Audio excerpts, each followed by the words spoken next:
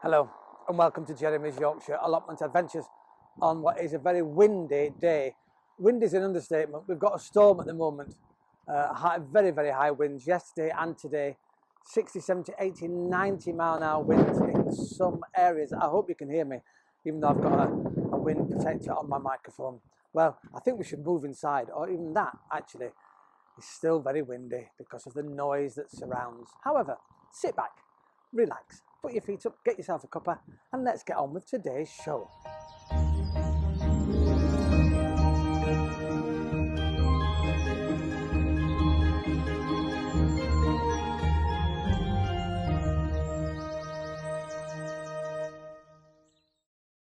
Well, the sun's come out outside, but the wind is just too strong for me to film outside because of the microphone. You just get lots of noise, and I hope the introduction, you didn't get lots of noise. But if you did, well, welcome to Jeremy's Yorkshire Allotment Adventures. Now, April, a very busy time of year for any gardener, whether you've got an allotment like I have, whether you're just at home, you've got a balcony, a few window boxes maybe, or a backyard with a few tubs in, or maybe a lovely beautiful lawn garden. Wherever you're gardening at this time of year, it is a busy time because of course we're now fighting the weeds, and weeds get everywhere. Now it's interesting, and we'll do a little bit about it in a moment. Well, let's have a look back, shall we, to 4 years ago when I talked about weeds. Now, once again, this beard is a lot bigger, and well, it's when I first started doing these videos. So let's take a step back in time and look at me talking all about the dandelion. And today is about weeds. They are beautiful things, actually, some of them. They can have lovely flowers, and they can be feed. I mean, this one here, where are we? I have one here, look at that beautiful flower on there. Unfortunately, they're weeds, and these things are quite prolific, and they're rather difficult to get out, because the last thing you want to do is cut the roots. Now the roots, believe it or not, look how long that is. And we've got one here, a bigger one. Look at the length of that. Now for those that you don't know, here we are. I have my trusty tape measure, and believe it or not, that one measures in to great 9 inches long. That's just the roots. I had one yesterday, it was at least 15 inches long. You have to be really careful, because if you chop the roots, it grows and grows. Well, I think I was a bit naive back then about the dandelion, and well, they're such fantastic things. And what I've started to do now, because they're so important actually to the biodiversity on the allotment here, because they attract the bees onto the allotment early on. This is really very important. It gives them sustenance, it keeps them going, and that's what we need, because as we know, our bee populations are in decline. I've had a few Lancaster bombers, I call them, here on the allotment, really massive bumblebees around this morning on the allotment, and I don't know how they're flying in this wind, but they keep going, and they love a good old dandelion and the flowers on the top. Obviously, got to be really careful. If you don't want them to spread, when they're starting to die off, that's the time you can cut the heads off. And if you've got animals, you can feed them to our rabbit absolutely loves them. But also you can make, the whole plant is very, very useful. We'll talk about that in a short while. Now, April, a time where it gets really busy, and you'll think, well, I've not got enough hours in the day. Well, funny enough now, 6:30 this morning, it was light here in Yorkshire, and I now know it'll go right through to almost 8 o'clock tonight. We'll still have a little bit of light. Isn't that fantastic? Well over 12 hours of daylight, and the plants love it. Speaking of plants loving it, I'm so pleased. Look, I have 2 little loofahs. So fingers crossed, these little beauties here will carry on getting stronger and stronger. They're about to be transplanted into some compost to give them better rooting formula than this. Obviously, this is a seedling compost in here. They now need more sustenance, so they're going to be retransplanted very carefully into compost. And then these this year are to be grown outside. And well, I'm on the lookout now for some wire mesh, really strong, heavy-duty wire mesh. And I'm scouring because I've just seen a cat. So I'm going to stop filming and scare it away. Right, I'll be back in 2 ticks of a lamb's tail, as they say here in Yorkshire. Ha, I'm back. I should have left this on actually. A couple of claps and oh, it get lost and it's gone. Maybe it might frighten it away. Now I've had orange peel down, I've had tea bags, I've had coffee, And I think the orange peel has been slightly more successful than the other two, but I'm going to continue with the experiment when it goes. So yes, I'm very excited. Lovely loofahs. In fact, I'll leave those there. Now, what can you sow? Well, the easiest thing to sow, radishes. They're absolutely amazing. They should come up like wildfire. I've put these actually into a pot for the moment because it's still very, very damp outside, and I'm a bit concerned that they might start rotting. As soon as they start coming through, and they'll go outside. Now, other things I've sown, I have put some turnips in pots. Now, all my sowings at the moment are inside, except for my carrots and the onions which have gone out under the cloche. I've had a look this morning. Carrots aren't yet coming through, but once that soil gets warmer, once the more daylight's on, it'll be great. So I've also sprinkled some more poppies. These are lovely ladybird poppies, black and red. I've just done a little area, scraped it off, made it really fine, and then I've sprinkled on top and very finely raked it over. So that's been brilliant. And then I've also done some lettuce, and these are individual lettuces, sown those in pots. More sweetcorn, more beetroot, and I've got another lettuce here, but this is a mixed lettuce, so this is just going together and you'll get different leaves throughout. Now, interestingly about the beetroot is, I don't know if you know this, but one of these seeds here, let me just see if I can get any out. So they're very, very peculiar seeds. In fact, I'll take some pictures. One of these seeds is actually a seed cluster.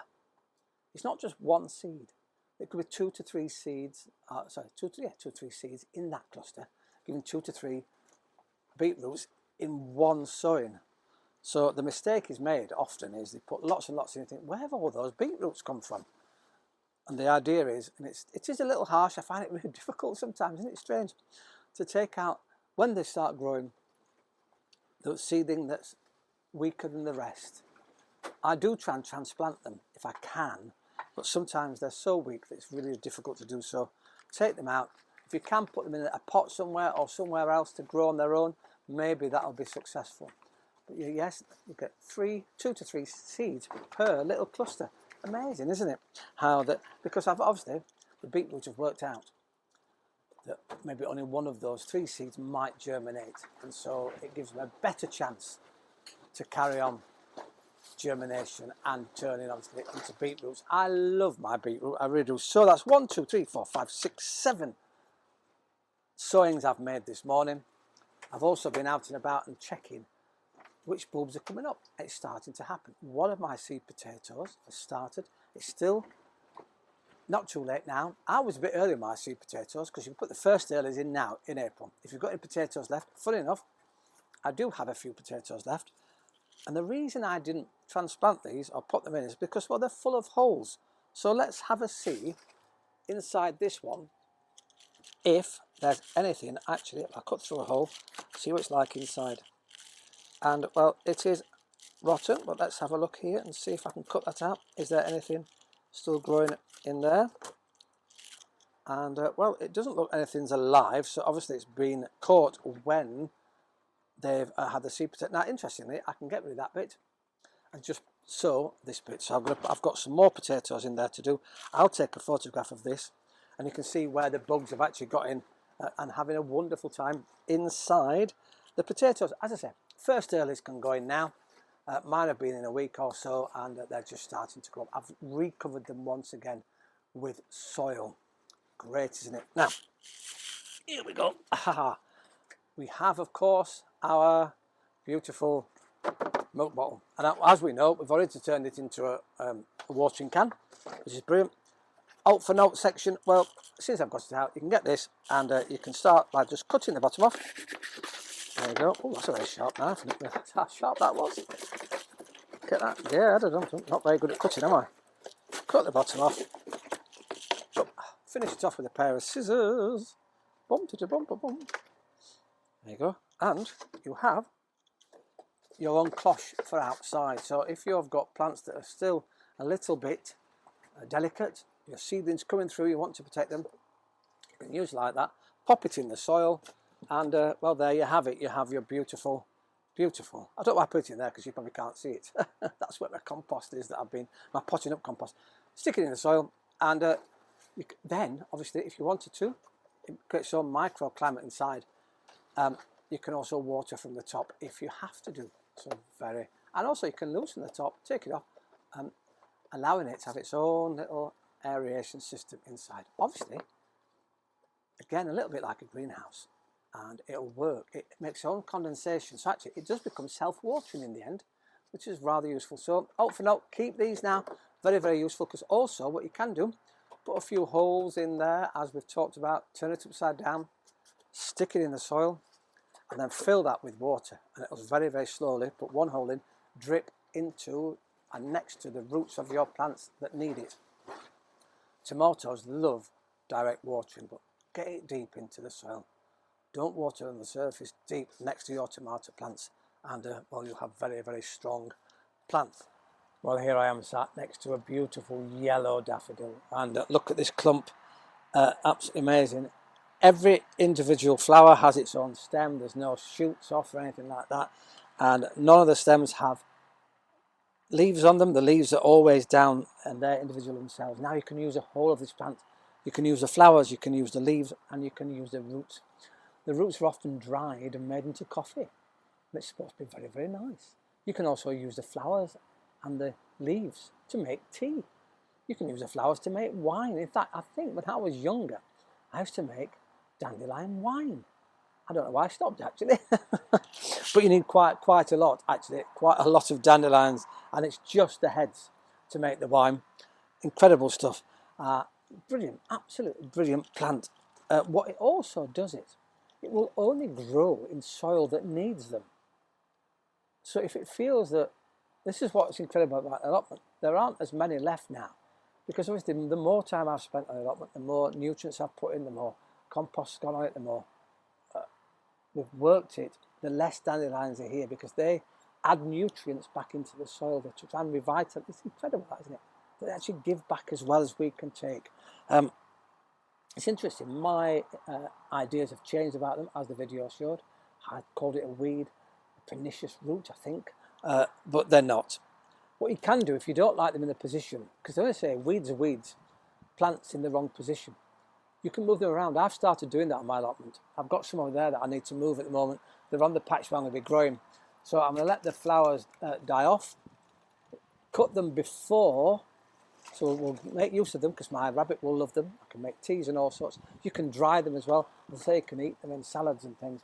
They'll be cut off, and then I can dig them up and move them somewhere else, so that they can grow and be ready for next year, because they're so beneficial to the bees and the early pollinators. They're the first early signs of some food for them after winter, and that's probably why they're such a bright yellow. As I say, every single part of this plant can be used. They're just fantastic things, aren't they?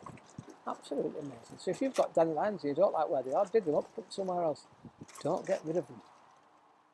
Well, oh, speaking of bees, there was just one flown straight past me. Well, the wind is still high here on the allotment, and well, it's blowing everything around. Luckily, most things are tied down. So I'm going to head off now. And once again, thank you very much for watching Jeremy's Yorkshire allotment adventures. And remember, out for note, the humble dandelion. Lots and lots of things. Look it up. See whether you can benefit from the humble dandelion. It's supposed to be very good for aching limbs, you know. So I think we'll make a cup of tea with that, because my legs aren't half hurting this week as well. I've had to start a new job, which is very exciting. I'll see you next time here on Jeremy's Yorkshire allotment adventures. Ta-ra for now.